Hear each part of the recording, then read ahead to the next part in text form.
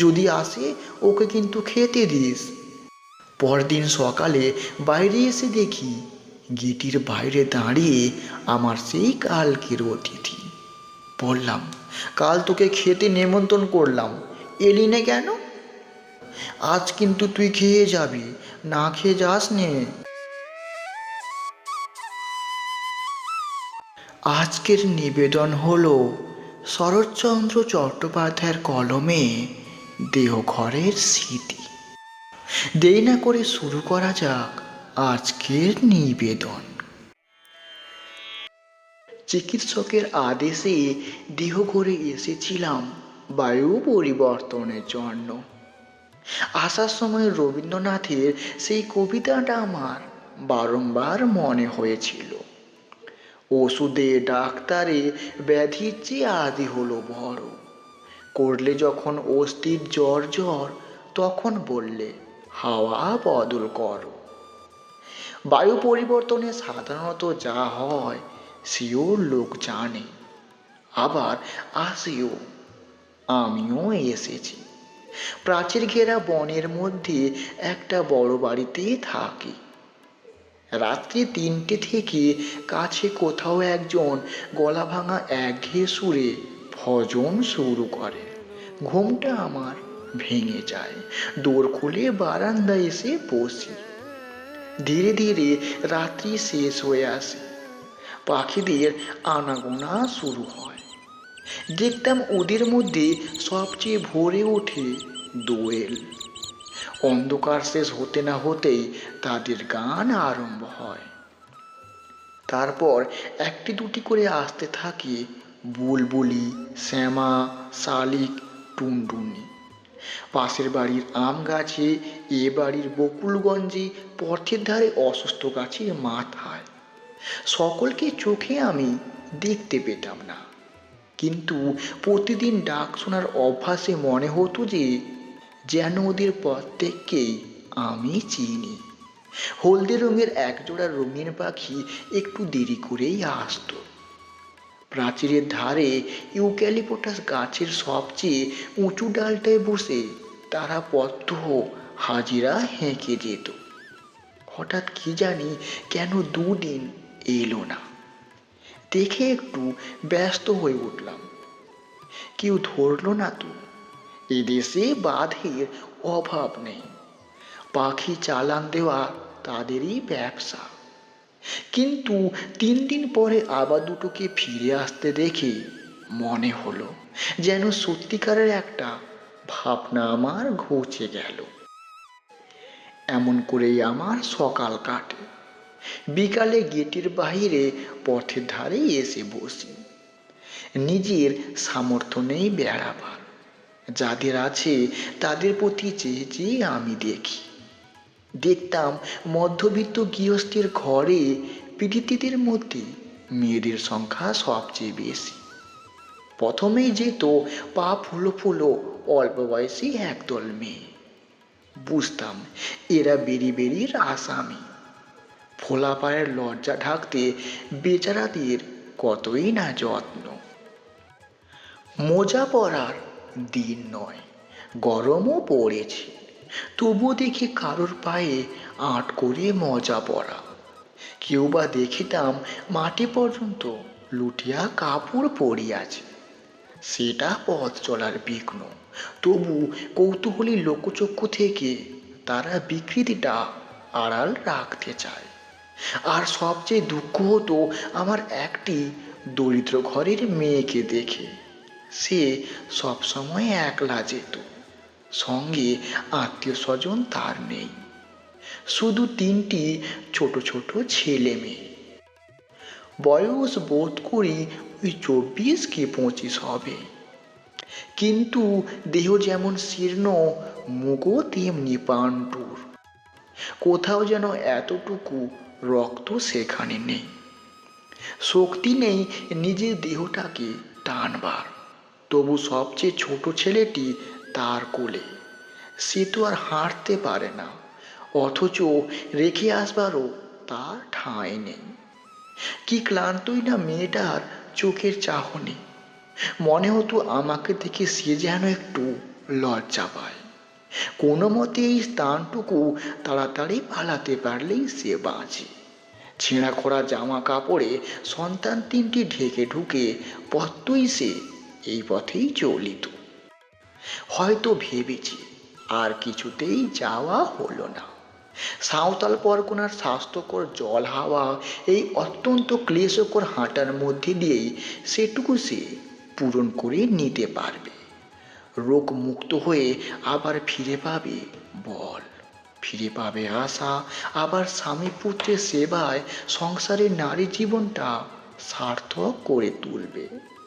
নিজের মনে বসে বসে ভাবতাম, এছাড়া আর কি বা কামনা আছে তার? বাংলাদেশের মেয়ে, এর বেশি চাইতে কেই বা তাকে শেখাবে? মনে মনে আমি আশীর্বাদ করতাম মেয়েটি যেন ভালো হয়ে বাড়ি ফিরে যেতে পারে। যে ছেলে তিনটি তার সমস্ত জীবন শক্তি শোষণ করে নিয়েছে তাদের যেন মানুষ করবার অবকাশ পায়। সে কার মেয়ে, কার বউ, কোথায় বাড়ি, কিছুই আমি ঠিক জানি নে। শুধুই বাংলাদেশের অসংখ্য মেয়ের প্রতীক হয়ে সে যেন আমার মনের গভীরে একটা দাগ কেটে গেল, যা সহজে মুছবার নয়। আমার সঙ্গে এসেছিল একটি ধ্রুবক বন্ধু, নিঃস্বার্থ সেবার জন্য। কলকাতায় ভারী অসুখের সময়ও যেমন দেখেছি এখানেও দেখতে পেলাম তেমনই। মাঝে মাঝে সে বলতো, চলুন দাদা, আজ একটু বেরিয়ে আসবেন। আমি বলতাম, তুমি যাও ভাই, আমি এখানে বসেই ও কাজটা সেরে নিই। সে রেগে গিয়ে বলতো, আপনার চেয়ে কত বেশি বয়সের লোক এখানে বেরিয়ে বেড়ায়, একটু চলাফেরা না করলে খিদে হবে কেন? বলতাম, ওটা কম হলেও সইবে, কিন্তু পথে পথে মিছিমিছি ঘুরে বেড়ানো যাবে না।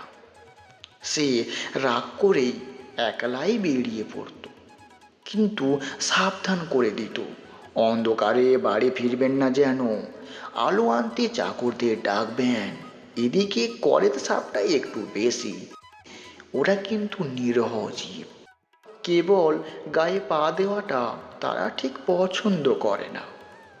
সেদিন বন্ধু গেছে ভ্রমণে, সন্ধ্যার তখন অনেক দেরি আছে। দেখি জন কয়েক বৃদ্ধা ব্যক্তি ক্ষুধা আহরণের কর্তব্যটা সমাধা করে যথারীতি দ্রুতপদেই ত্রস্ত বাসায় ফিরছেন। সম্ভবত এরা ব্যাধিগ্রস্ত। সন্ধ্যার পূর্বেই ঈদের ঘরে প্রবেশ করা প্রয়োজন। তাদের চলন দেখি এই ভরসা হলো। ভাবলাম, যাই, আমিও একটু ঘুরে আসি গে। সেদিন পথে পথেই অনেক বেড়ালাম, অন্ধকার হয়ে গেল। ভেবেছিলাম আমি একাকী। হঠাৎ পিছনে চেয়ে দেখি একটা কুকুর আমার পিছনে চলছে। বললাম, কিরে, যাবি আমার সঙ্গে? অন্ধকার পথটা বাড়ি পর্যন্ত পৌঁছে দিতে পারবি? সে দূরে দাঁড়িয়ে ল্যাজ নাড়তে লাগলো। বুঝলাম সে রাজি আছে। বললাম, তবে আয় আমার সঙ্গে। পথের ধারে একটা আলোতে দেখতে পেলাম কুকুরটার বয়স হয়েছে, রোগা পিঠের লোম উঠে গেছে, একটু খুঁড়িয়ে খুঁড়িয়ে চলে, কিন্তু যৌবনে একদিন শক্তি সামর্থ্য ছিল, তা ওকে দেখেই বোঝা যায়। তাকে অনেক কিছু প্রশ্ন করতে করতে বাড়ির সম্মুখে এসে পৌঁছালাম। গেট খুলে দিয়ে তাকে ডাকলাম, ভেতরে আয়, আজ তুই আমার অতিথি। সে বাইরে দাঁড়িয়ে ল্যাজ নাড়তে লাগলো, কিন্তু ভেতরে ঢোকার ভরসা পেল না। আলো নিয়ে চাকর এসে উপস্থিত হলো, গেট বন্ধ করে দিতে চাইল। বললাম, না, খোলাই থাক, যদি আসে ওকে কিন্তু খেতে দিস। ঘন্টাখানেক পরে খোঁজ নিয়ে জানলাম সে আসেনি, কোথাও যেন একটা চলে গেছে। পরদিন সকালে বাইরে এসে দেখি গেটের বাইরে দাঁড়িয়ে আমার সেই কালকের অতিথি। বললাম, কাল তোকে খেতে নেমন্তন্ন করলাম, এলি না কেন? জবাবে সে মুখ পানে চেয়ে তেমনই ল্যাজ নাড়তে লাগলো। বললাম, আজ কিন্তু তুই খেয়ে যাবি, না খেয়ে যাস নে, বুঝলি? প্রত্যুত্তরে সে শুধু ঘন ঘন ল্যাজ নাড়ল। তার অর্থ বোধ হয় এই যে, সত্যি বলছো তো? রাতে চাকর এসে জানালো, সেই কুকুরটা এসে আজ বাইরের বারান্দার নিচে উঠানে বসে আছে। বামুন ঠাকুরকে ডেকে আমি বলে দিলাম, ও আমার অতিথি, ওকে একটু পেট পুরে খেতে দিও। পরের দিন খবর পেলাম অতিথি যায়নি। অতিথির মর্যাদা লঙ্ঘন করে সে আরামে নিশ্চিন্ত হয়ে বসে আছে। বললাম, তা হোক, ওকে তোমরা খেতে দিও। আমি জানতাম পথেও খাবার তো অনেক ফেলা যায়, এতে কারোর আপত্তি হবে না। কিন্তু আপত্তি ছিল, এবং অত্যন্ত গুরুতর আপত্তি। আমাদের বাড়তি খাবারের যে প্রবল অংশীদারি ছিল এ বাগানের মালির মালিনী, এ আমি জানতাম না। তার বয়স নাকি অনেক কম, দেখতে ভালো এবং খাওয়া সম্বন্ধে নির্বিকার চিত্ত। চাকরদের দরদ তারপরেই বেশি। অতএব আমার অতিথি করে উপবাস। বিকেলে পথের ধারে গিয়ে বসি, দেখি অতিথি আগে থেকেই বসে আছে সেইখানের ধুলোয়। বেড়াতে বার হলে সে হয় পথের সঙ্গী। জিজ্ঞেস করি, হ্যাঁ অতিথি, আজ মাংস রান্নাটা কেমন হয়েছিল রে? হাড়গুলো চিবোতে চিবোতে চিরচিত্তে সে জবাব দেয় ল্যাজ নেড়ে, মনে করি মাংসটা তাহলে ওর ভালোই লেগেছে। জানি নে রে, যে মালির বউ তোকে মেরে ধরে বার করে দিয়েছে, বাগানের মধ্যে ঢুকতেও দেয় না, তাই ও সম্মুখে পথের ধারে বসে কাটায়। আমার চাকরদের তাতে সায় ছিল। হঠাৎ আমার শরীরটা খারাপ হলো। দিন দুই নিচে নামতে পারলাম না। দুপুরবেলা ওপরের ঘরে বিছানায় শুয়ে শুয়ে খবরের কাগজটা সেই মাত্র পড়া হয়ে গেছে। জানলার মধ্য দিয়ে বাইরের রৌদ্রতপ্ত নীল আকাশের পানে চেয়ে অন্যমনস্ক হয়ে ভাবছিলাম, কংগ্রেসের পান্ডা যারা মন্ত্রী হবার তাদের কি উগ্র বাসনা, অথচ নিষ্ক্রিয়তার আবরণে সেটা গোপন করার কত না কৌশল। আইন যারা বানিয়ে দিল তারা একটা কথাও শুনল না। ব্যাখ্যা নিয়ে তাদের সঙ্গে কি ঝুটোপুটি লড়াই। নিঃসন্দেহে প্রমাণ দিতে চায় ওদের মতলব ভালো নয়, বিড়ম্বনার বলে কারে। সহসা খোলার দৌড় দিয়ে সিঁড়ির উপর ছায়া পড়ল কুকুরের। মুখ বাড়িয়ে দেখি অতিথি দাঁড়িয়ে ল্যাজ নাড়ছে। দুপুরবেলা চাকরেরা সব ঘুমিয়েছে, ঘর তাদের বন্ধ। এই সুযোগে লুকিয়ে সে একেবারে আমার ঘরের সামনে এসে হাজির। ভাবলাম দুদিন দেখতে পাইনি, তাই বুঝি ও আমাকে দেখতে এসছে। আমি ডাকলাম, আয় অতিথি, ঘরে আয়। সে এলো না, সেখানে দাঁড়িয়ে ল্যাজ নাড়তে লাগলো। কি রে, খাওয়া হয়েছে তো রে? কি খেলি আজ? হঠাৎ মনে হলো ওর চোখ দুটো যেন ভিজে ভিজে, যেন গোপনে আমার কাছে ও কি একটা নালিশ জানাতে চায়। আমি চাকরদের হাঁক দিলাম। ওদের দোর খোলা শব্দেই অতিথি ছুটে পালালো। জিজ্ঞাসা করলাম, হ্যাঁ রে, কুকুরটারে আজ খেতে দিয়েছিস? আগে না, মালেবু ওরে তাড়িয়ে দিয়েছে। আজ যে অনেক খাবার বেঁচেছে, সেসব কি হলো? মালেবু চেঁচে পুটে নিয়ে গেছে। হাঙ্গামা শুনে বন্ধু ঘুম ভেঙে চোখ রগড়াতে রগড়াতে ঘরে এলেন। মুচকি হেসে বললেন, দাদার এক কাণ্ড, মানুষে খেতে পায় না, পথের কুকুরকে ডেকে খাওয়ানো, বেশ তো। বন্ধু জানেন এর চেয়ে অকাট্য যুক্তি আর তার নেই। মানুষকে না দিয়ে কুকুরকে দেওয়া। শুনেই চুপ করে রইলাম। সংসারে কার দাবি যে কার কাছে কোথায় গিয়ে পৌঁছোয় সে ওদের আমি বোঝাবই বা কি দিয়ে। সে যাই হোক, আমার অতিথিকে ডেকে আনা হলো। আবার সে বারান্দার নিচে ধুলোয় পরব নিশ্চিন্তে স্নান করে নিল। মালি বউয়ের ভয়টা তার গেছে। বেলা যায়, বিকেল হলে ওপরের বারান্দা থেকে দেখি অতিথি এই দিকে চেয়ে প্রস্তুত হয়ে দাঁড়িয়ে আছে। বেড়াতে যাবার সময় হয়ে এলো যে। আমার শরীরটা সারল না। দেহ ঘর থেকে বিদায় নেবার দিন এসে পড়ল। তবু দিন কয়েক দেরি করলাম নানা ছলে। আজ সকাল থেকে জিনিস বাজাবাজি শুরু হলো। দুপুরে ট্রেন। গেটের বাইরে সারি সারি গাড়ি এসে দাঁড়ালো। মালপত্র বোঝাই দেওয়াও চলল। অতিথি মহাব্যস্ত। কুলিদের সঙ্গে ক্রমাগত ছোটাছুটি করে খবরদারি করতে লাগলো, কোথাও যেন কিছু খোয়া না যায়। তার উৎসাহ সবচেয়ে বেশি।